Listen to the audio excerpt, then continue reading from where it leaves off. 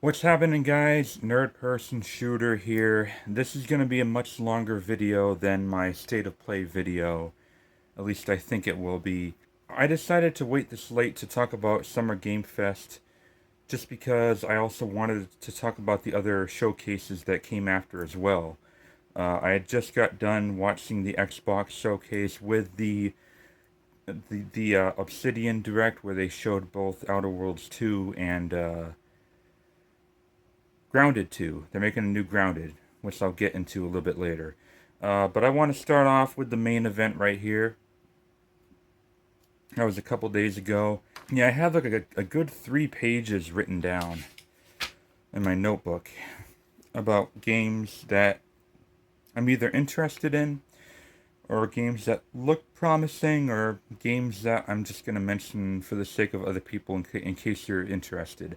There are probably a few games that I don't have written down that I forgot about, and I apologize for that, but I could only write so much while live streaming all the events because I just didn't want to miss anything important. Starting off with the main event, Mortal Shell 2 got announced. This is a Souls-like. It's a sequel to Mortal Shell 1, of course. I have Mortal Shell, but I haven't played it yet. It's one of the hundreds of games in my PlayStation backlog that I haven't gotten to yet. And this sequel looks really interesting. It's a Souls-like, but it also kind of looks like Doom.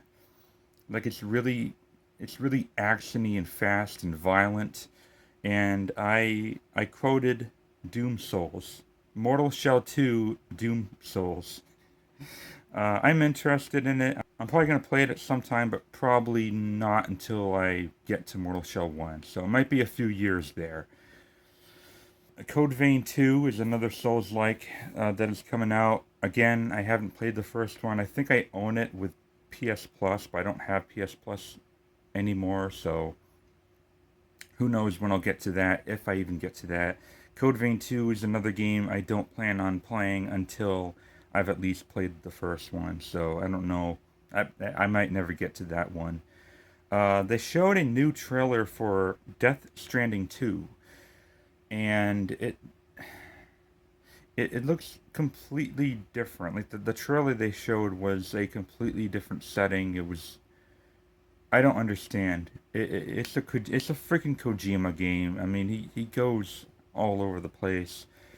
Again, another game that I have the first one, but never got around to it. So Death Stranding 2 is going to be another game that I'm probably not going to play until I eventually get to the first one. That actually comes out in a couple weeks from now, June 26th, I believe, a day after my birthday. But I'll be getting something else instead. So yeah, Death Stranding 2, it's coming. Sonic Racing Cross Worlds is still coming out the same day as Silent Hill F, September 25th. I'm not going to get it at launch, of course. I'm not going to pay $70 for a kart racing game. I mean, Mario Kart World is $80.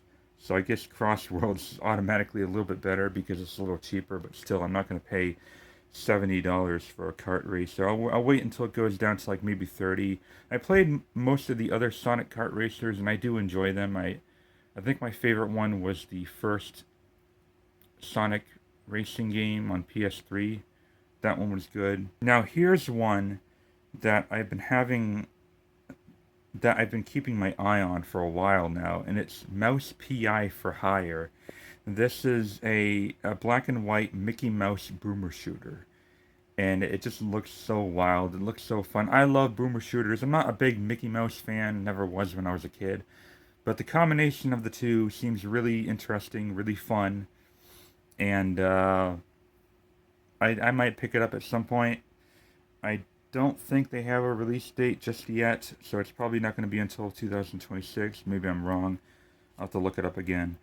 But it looks fun. There was a Game of Thrones strategy game that I forgot what it was called. I've never read a single Game of Thrones novel. I've never seen a single Game of Thrones episode. I'm just putting that out there in case any one of you guys is a Game of Thrones fan. And you're getting a new strategy game pretty soon. Now here's something that I doubt anyone asked for, and it was Atomic Heart 2. The first Atomic Heart game, again, I've never played it. It came out on Game Pass, I think, but I've always heard mixed things about it. It wasn't that well received, and I don't remember it being particularly well sold. Um, but yeah, apparently they're making a second one, Atomic Heart 2. And maybe it does look a little bit better than the first one, but I'm not really interested. I just figured I would mention it just because I'm kind of surprised they're making a second one. Onimusa Way of the Sword, we got more gameplay, we got another trailer. Now, I'm still going to buy this game just because Onimusa is like a staple of my childhood. Even though I don't think this game looks particularly that great. First off, I do not like the new British voice actor for the Japanese protagonist. It's so dumb. It just sounds awful. So when I do buy it, I'm going to try to switch to the Japanese voice with English subtitles because it's pretty jarring. And also the cameras look a little weird. It's not quite fixed camera angles, which is good, but at the same time it's a little too zoomed out for my taste. Hopefully Onimusa Way of the Sword turns out better than I think it will. And that is also coming out next year. There's a Muppet boxing game coming out. Or maybe not Muppets, but like puppets. Called Felt That Boxing.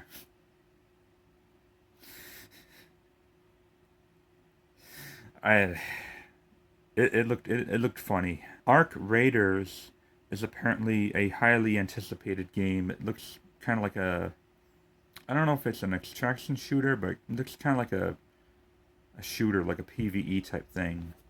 I'm not interested, but I'm putting it out there once again because I know apparently some people are. I hardly know anything about it. Dune Awakening MMO. I wish that could come out in console eventually. It's actually almost out. I think it comes out next week. Dune Awakening. Mafia: The Old Country. I personally think Mafia: The Old Country looks great. When I saw the gameplay trailer for it a few weeks back, I got really excited. I love how you can like throw knives and stuff. It's only going to be $50, so it's probably only going to be like a 10 to 12 hour, linear style game, which I like.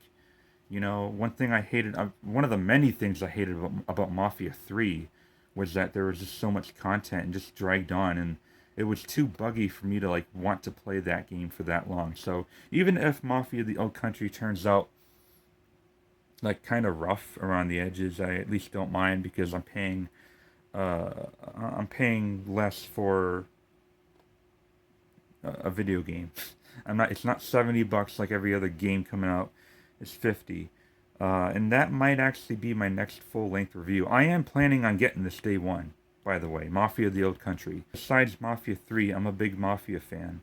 You know, the second one is like my personal favorite, but I hear the remake of the first one is probably the best one. I haven't got around to it yet, but it wouldn't surprise me if that is the best one. I just didn't like Mafia 3. It was just too bloated and too buggy. Good story though. Lies of P Overture DLC just came out actually. They announced it like the same day they dropped it. So for fans of Lies of P, there you go. There's more of the content of that. I haven't played it personally. I'm not really terribly interested in it. I've become more and more selective these days when it comes to Souls-like. So I gotta be careful because I can't play too much of them because they can stress me out, and I gotta be really selective. Like if I played nothing but Souls likes, I would be driven out of my fucking mind.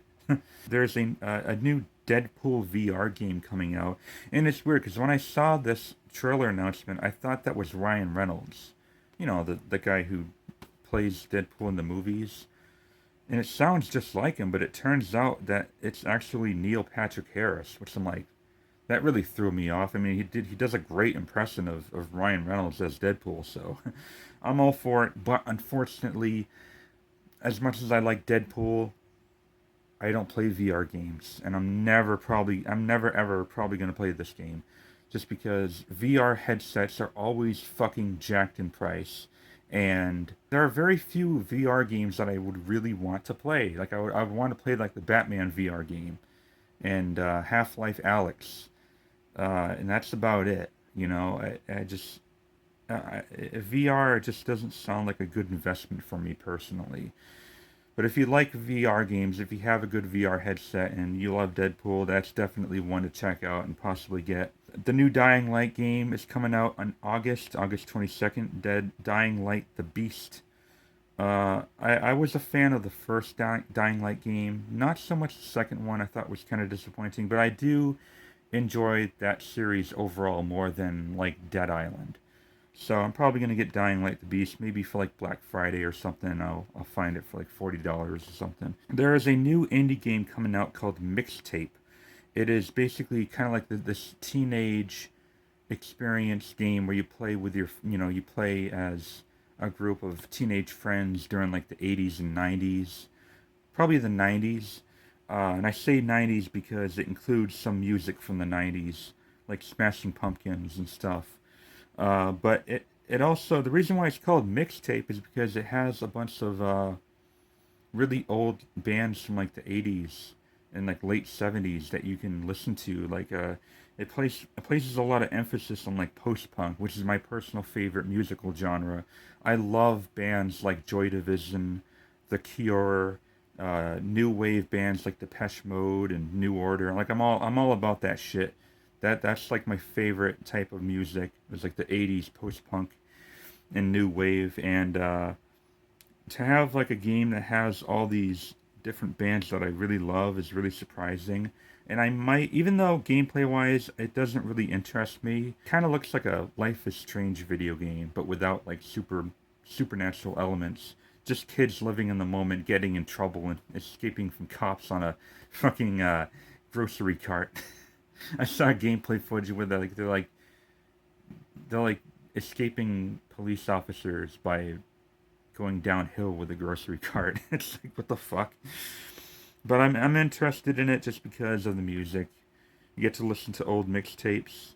You know, it just seems like something that's like a nostalgia trip game for me. There's a new action game coming out called Acts of Blood, and it reminds me a lot of Sifu, that kind of 3D beat 'em up game that came out a couple of years back, but it looks like an even more violent version of Sifu.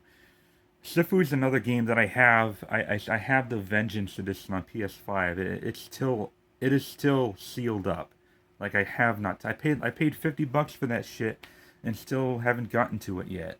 I probably could have gotten it now for 30. Like I'm wasting money buying games too soon and then never having a chance to play them. But yeah, Acts of Blood looks really interesting. Looks really fun. What doesn't look fun is more DLC for the first Descendant called Breakthrough. I wonder how much pay to win that shit is gonna be. I tried the first Descendant. I think I covered it in a mini review episode last year, and I got pretty far in it until I literally could not. Like it got too hard to like beat some bosses without actually having to buy real shit with real money, and I'm just like, you know what, I'm tapping out of this.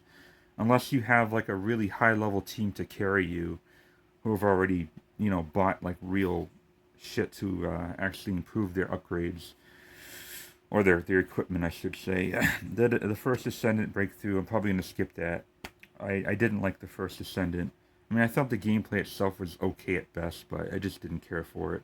Graphically, it looked good though. Now, there's another game that's actually coming out on Tuesday called Mind's Eye, and it's by some former developers of Grand Theft Auto apparently, and it doesn't look all that great.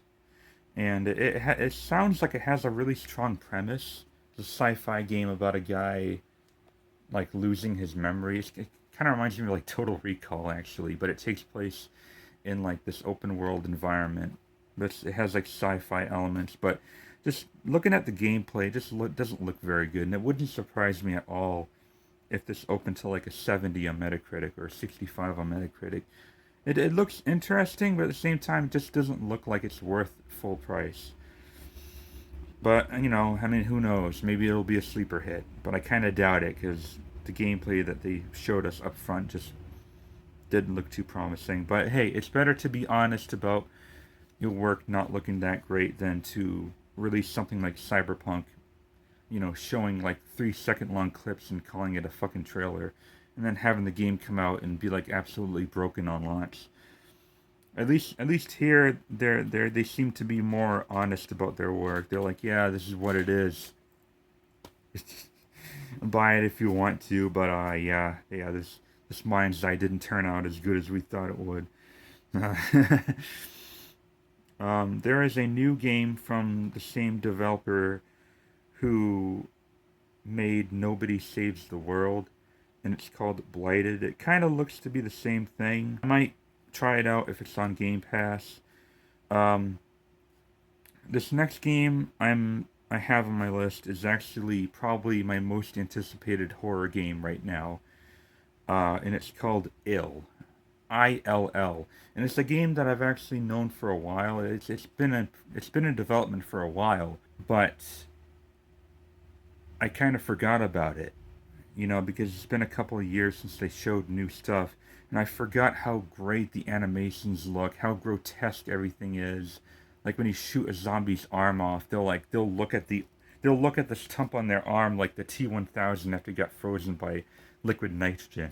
Like, and when you shoot something in the head, like it won't shoot their head off entirely, but it would like blow their jaws off and like blow half their head off, and you would see like their eyeball like dangling down. It was just like really gross and just like really detailed. And I'm like, oh my god, we're getting like a legitimate body horror shooter. And I'm just like, I need to get this. Like, it looks awesome, and it's all the trailers that they've shown of Ill is all gameplay. Like there's like almost no story to it, just all focused gameplay on just like shooting enemies and shooting monsters and stuff, and having parts of their bodies just explode and come off. That's kind of like what the original Resident Evil 2 was. You'd be able to like shoot zombies' arms off and shoot them in half. It wasn't just like shoot their heads off. It was more detailed than that. And Ill really brings me back to seeing like Resident Evil 2 on the N64 for the first time, being like, Jesus Christ, that's gory. So I'm really looking forward to Ill. Next up, we have more characters from Street Fighter 6 coming out, including C. Viper and Sagat. And I'm just like, wait, you mean to tell me that they never put Sagat in Street Fighter 6? Like, it's taken them 2 years to add in Sagat, one of the most iconic villains from the franchise. I'm like, okay, well, better late than never. And I love Street Fighter 6. That's actually like my favorite fighting game of the decade so far, and one of my favorite games of 2023.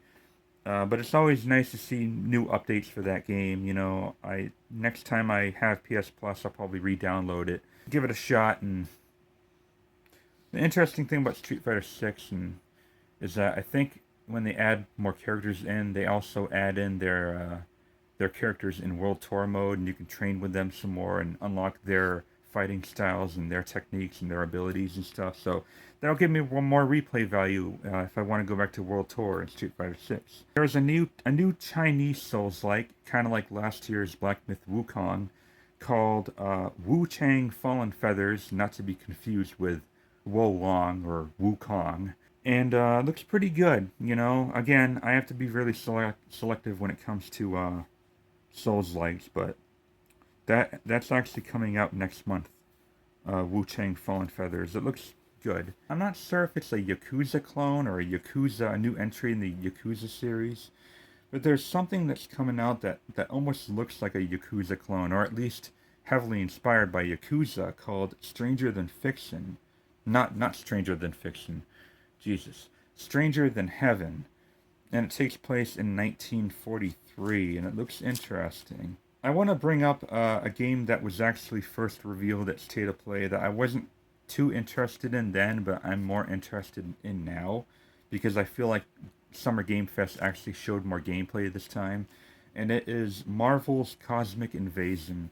It is a superhero retro style beat 'em up, kind of like what was that last Teenage Mutant Ninja Turtles game I played a couple years ago? Or 3 years ago. Shredder's Revenge. It kind of reminds me of Shredder's Revenge. Even though I'm not a big fan of like Marvel or superhero things in general, I'm always up for a new good retro style beat 'em up. I mean, those are the kinds of games that I grew up playing, you know, Final Fight and Streets of Rage and Golden Axe and all that good stuff. Now, they saved the most surprising one for last. This is the last game that Summer Game Fest, the main event of Summer Game Fest that they showed. They revealed, slowly revealed, because I had no idea what this was when the trailer was starting. I thought this was going to be like a new Quantic Dream game. It looked like a very heavily story-driven game with characters I wasn't familiar with because I hadn't played one of the spin-offs that this character is based on. Or, you know, she's the daughter of someone in a spin-off. Slowly revealed to us that it's Resident Evil 9. Yeah, Resident Evil 9 Requiem is coming out. February 22nd, 2026. It stars a girl named Grace. Grace Ashcroft? Or Grace Ashcroft, I think is that Ashcroft? I think it's Ashcroft, and she's the daughter of Alyssa Ashcroft from Resident Evil Outbreak. My brothers had this game on PS2 for a little while, and they didn't really enjoy it. But I personally haven't played it. Yeah, I'm actually really excited for RE9 because they gave us some stills and it showed a good amount of post-nuclear Raccoon City. So if I'm really going to be able to explore the remnants, the ruins of Raccoon City, like I'm really freaking excited for that. That is awesome. Comes out February 22nd. Expect a review from me in March. That'll probably be the first game I review, or at least give a full review on in 2026. And that was the main Summer Game Fest. I still got 2 more pages for you guys. We're a third of the way done. Yeah, this is gonna be a 1 hour long video. Now, Day of the Devs. You know, these next few showcases weren't anywhere near as good as the main event, as expected.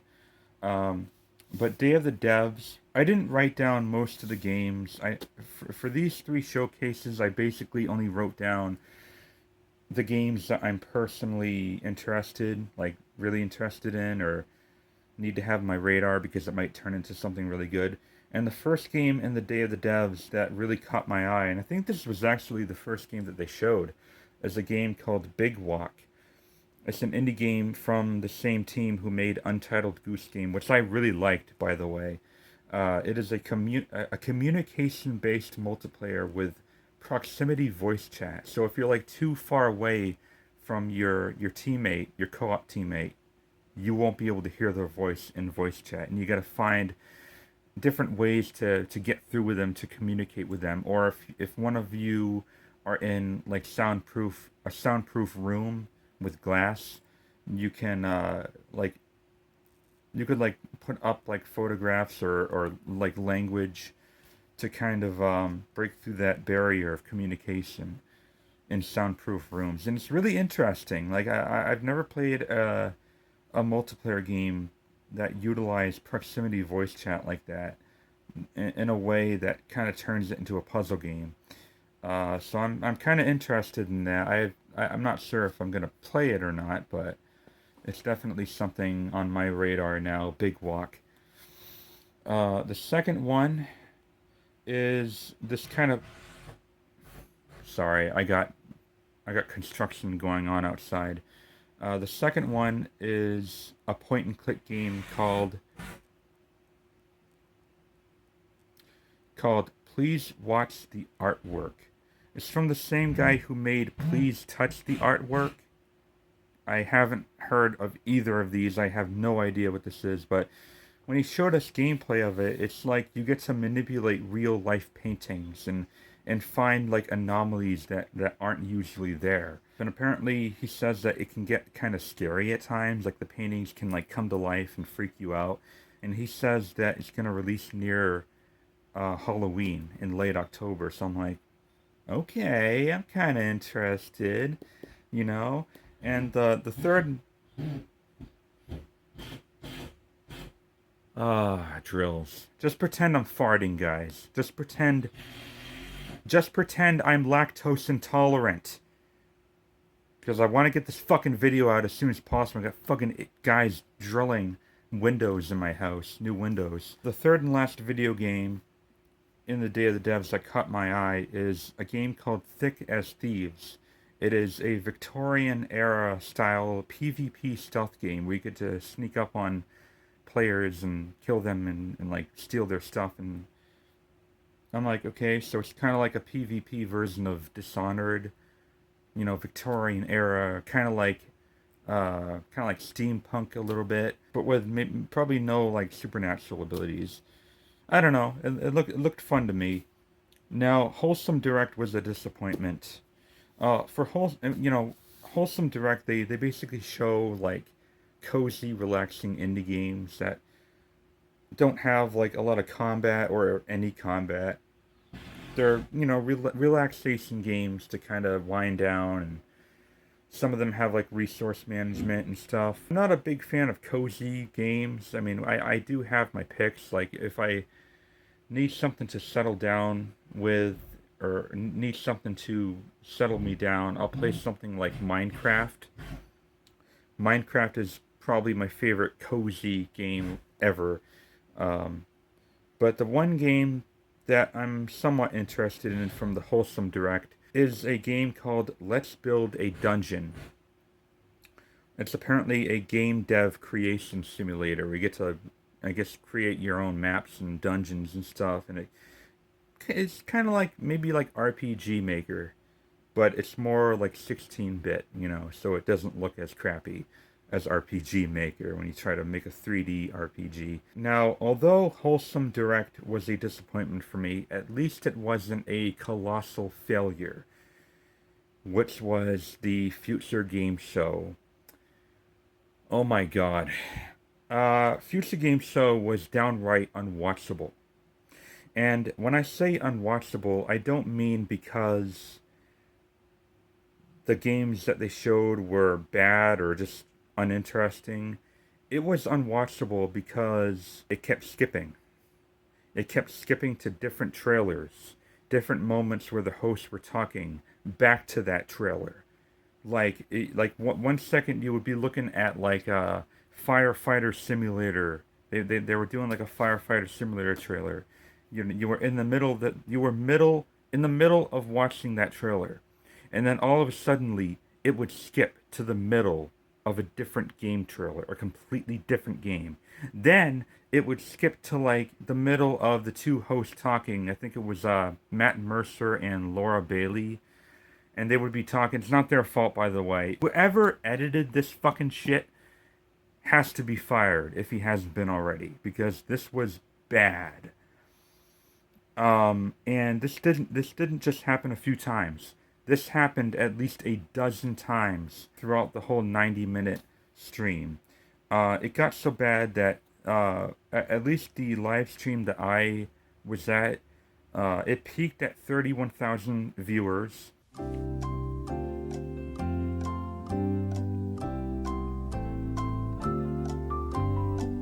And it eventually dropped down to 13,000 viewers.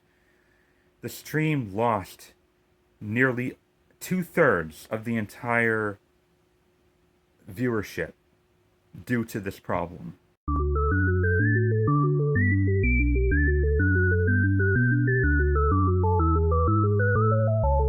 It was really bad. I've never seen anything this bad before in any game show, live stream, or whatever. This was a huge fucking epic fail. Now, there were a couple games.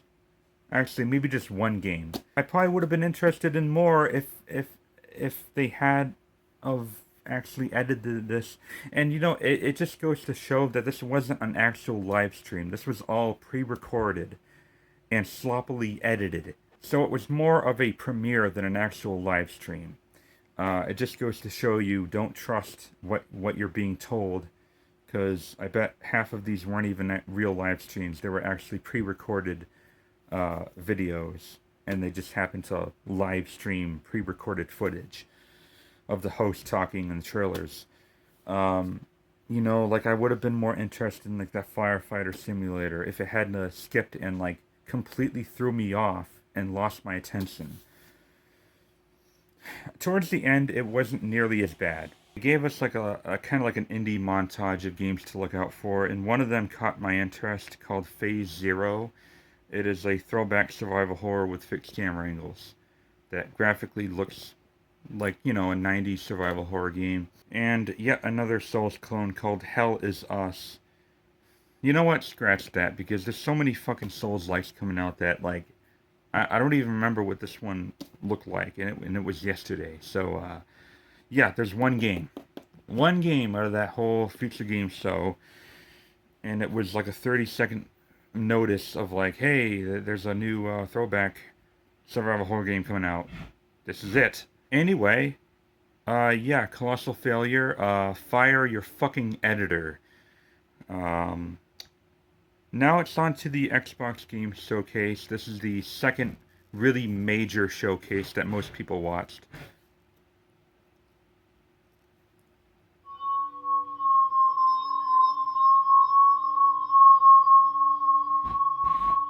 It's the weekend. Take the fucking day off. Ah! Xbox Game Showcase. I'm gonna try to get through this as fast as possible then. The Elder Worlds 2 looks great. I saw the showcase, the Outer Worlds 2 Direct, and it's one of those sequels that looks about better than the first one in every single way. Looks better, looks bigger. Um, they have a ton of more RPG mechanics to make it.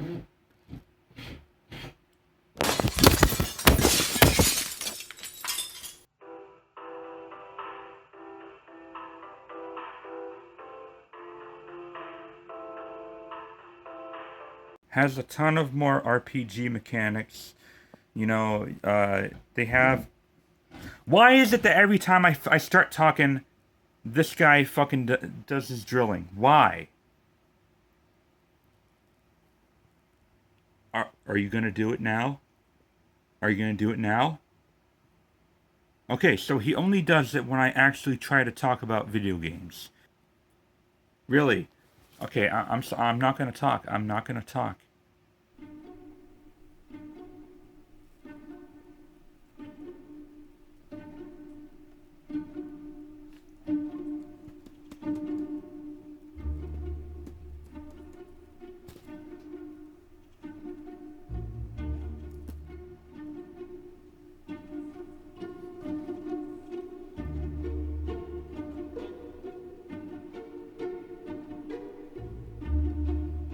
I don't fucking trust it.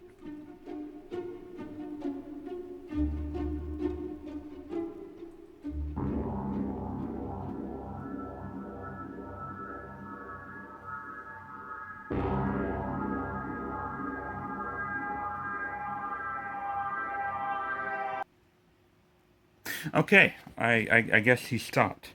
Outer Worlds 2 looks great, but is it too much? Are they adding too many RPG mechanics? Like you have sore knees, and when you stand up, your knees crack and it alerts enemies when you're trying to do stealth. I get that it's trying to be funny and goofy and shit, but that sounds annoying as fuck. Okay? You know what's funny? The direct was actually hosted by the actor who played John Ralphio from Parks and Rec. He's pretty funny. I forgot his name. I forgot the actor's name, but he was John Ralphio in Parks and Rec. He was also a bad guy in Renfield. He played the gang member that became Dracula's like new version of Renfield. Anyway, yeah, it was pretty funny, and it looks great.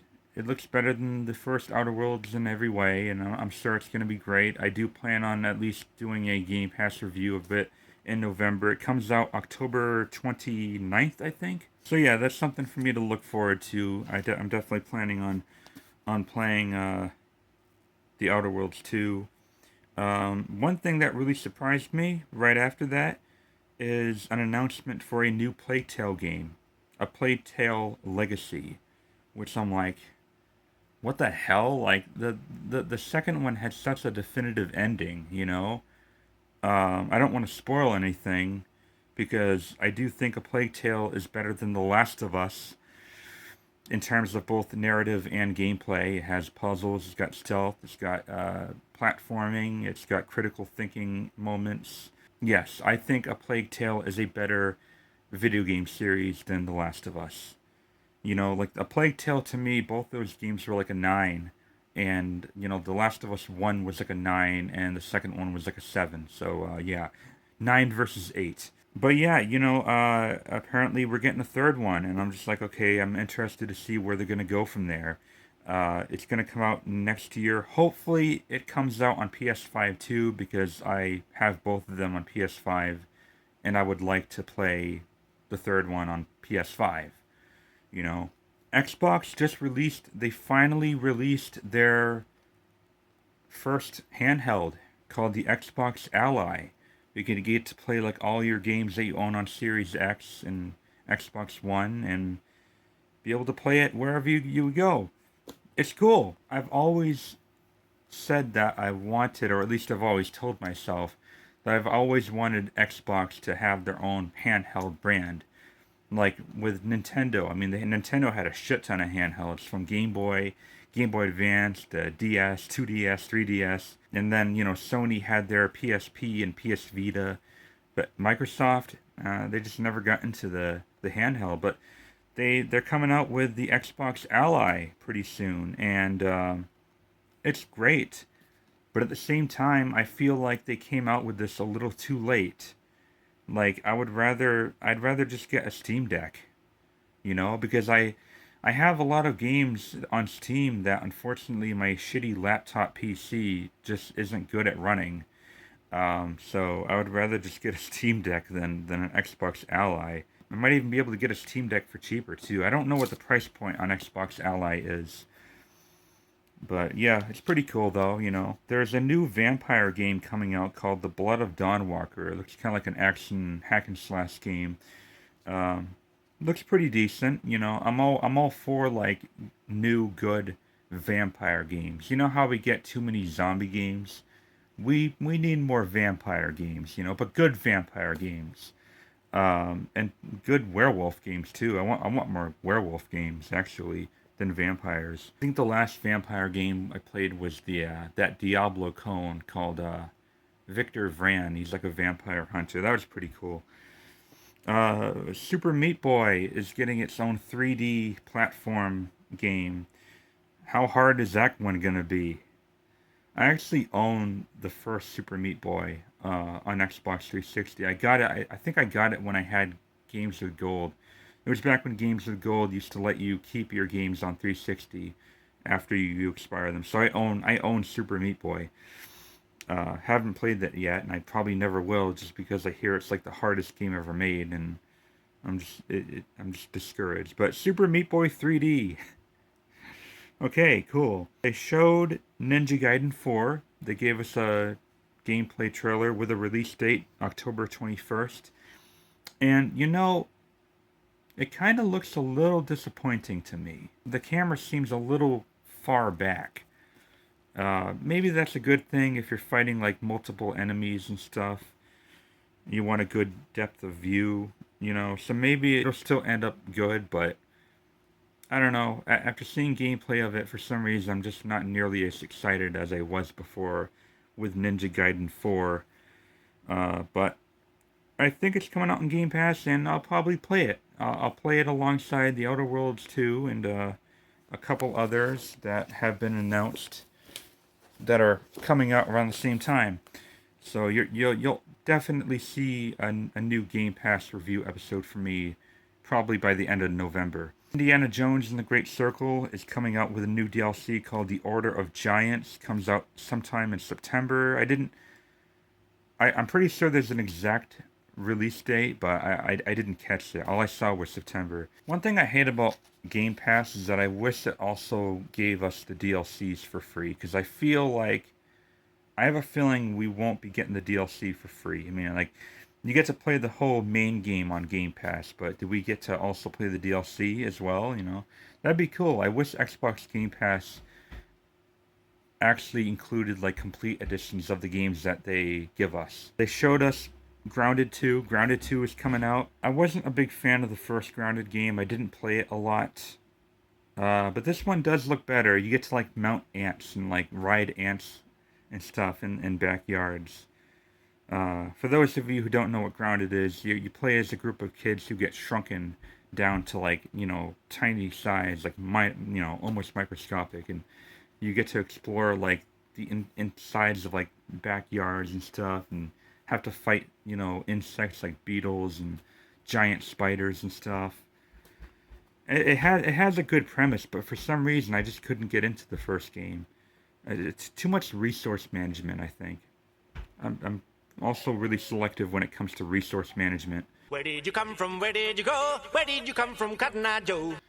I might have to switch to doing videos in my car, and possibly driving a good mile away in a secluded forested area, but also not too forested where you can hear owls and foxes.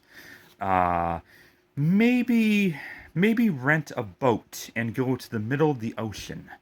Then maybe I'll be able to make quiet videos. I'm losing my fucking mind! But yeah, Grounded 2 looks good.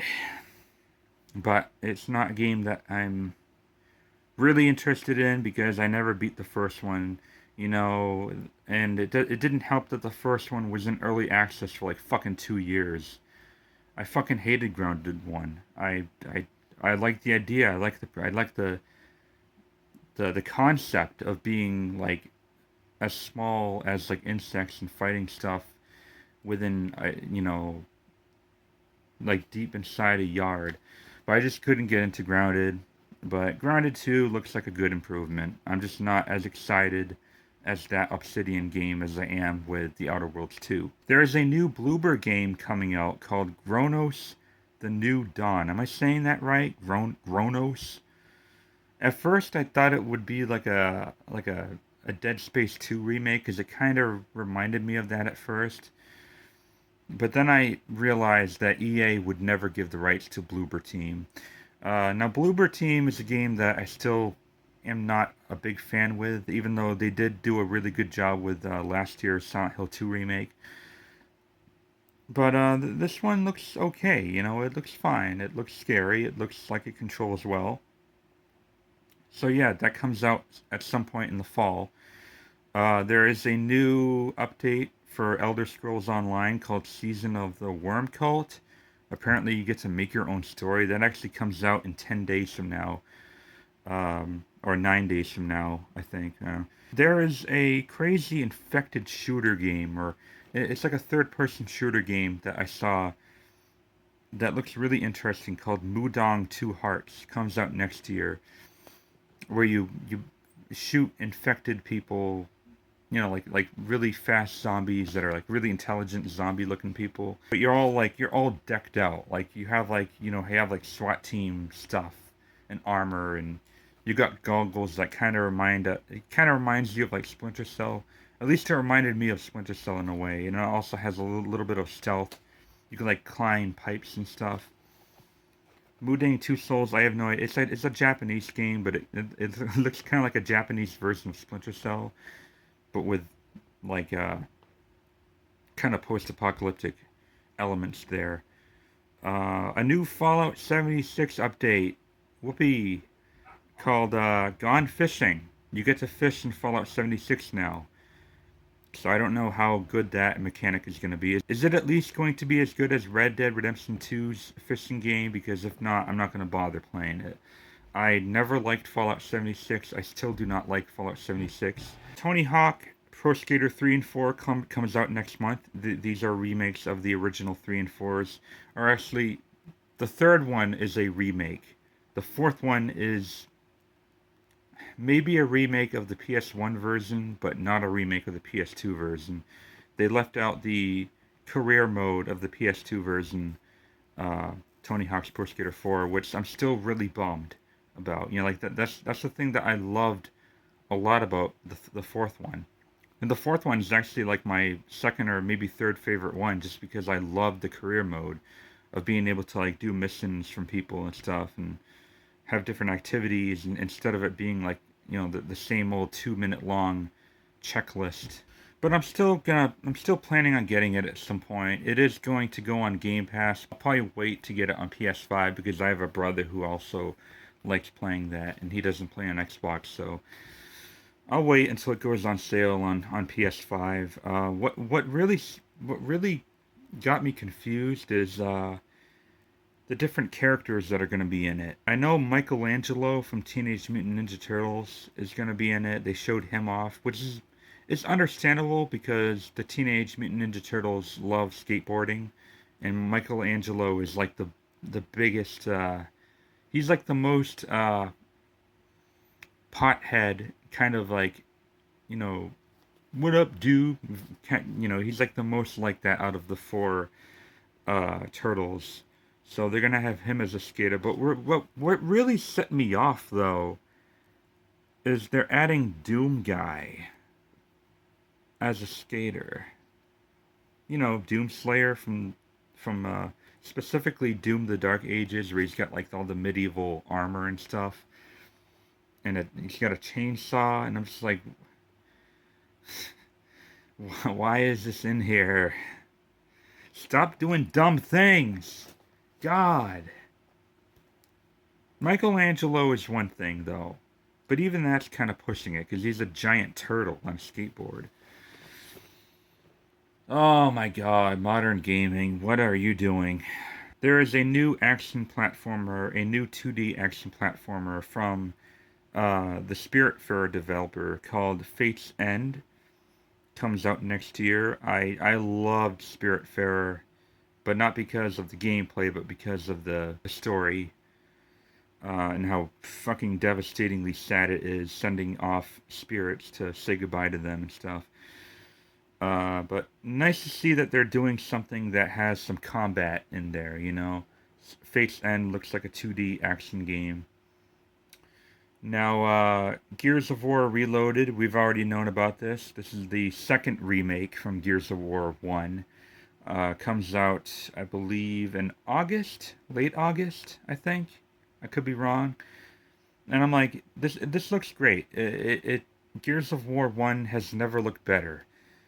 But at the same time, where are remakes of 2 and 3? Could you at least remaster 2 and 3 for me? Those are by far my two favorite Gears of War games, and they're still doing remakes for the first Gears of War game? Why? Gears of War Ultimate Edition, which was the first Gears of War remake that came out on Xbox One, that was good enough. You know, that even had like a whole new chapter that was left out in the original. But I'm just like, why are we remaking this again? Why not remake Gears of War 2 and 3?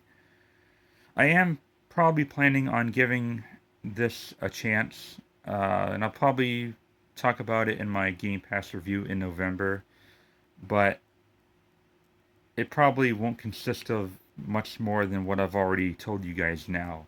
I'd be like, yeah, it's great. It's great. But give me remakes of 2 and 3.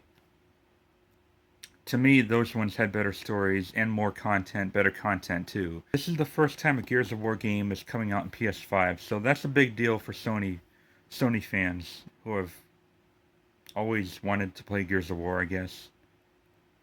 I mean, if you've always wanted to play Gears of War, chances are you would have an Xbox by now and you would have played it by now, or played it on PC. Whatever. Persona 4 Revival. Apparently, is this a remake of Persona 4? Was Golden just a remaster of Persona 4? I'm kind of confused here. Is this the second remake of Persona 4? Which is cool. You know, Persona 4 is like the fan favorite. And I am probably likely going to get it because it's Persona. But yeah, I'm kind of confused about this one, guys. Is it a full remake or is it just another remaster for modern consoles? There is an Invincible VS. That's the name of the game. It's a 3 versus 3 tag fighting game that is based on the Invincible anime series. The one with Omni Man. I'm not really interested in it, but I'm just putting it out there for you guys. The newer Final Fantasy games are coming out to Xbox. Mainly Final Fantasy VII Remake Intergrade, which I thought was already out for Xbox, but apparently it wasn't. And also Final Fantasy 16. And both of these were out on PC, so yeah, good for Xbox players who want to catch up on Final Fantasy. Hopefully Rebirth doesn't take too long to go on Xbox as well. I wonder if Xbox players are going to be a bit more forgiving on Final Fantasy 16 because it's more of an action game, an action RPG. And Xbox players, I feel like their demographics are a bit different. They don't look for turn-based RPGs as much as PlayStation fans do. But I guess we'll see. I'm not sure when they're coming out. Probably soon. And the very last thing the Xbox Games Showcase gave us is Call of Duty Black Ops 7. And it's not good. I say it's not good because we all thought it was going to be Titanfall 3, which is sci-fi.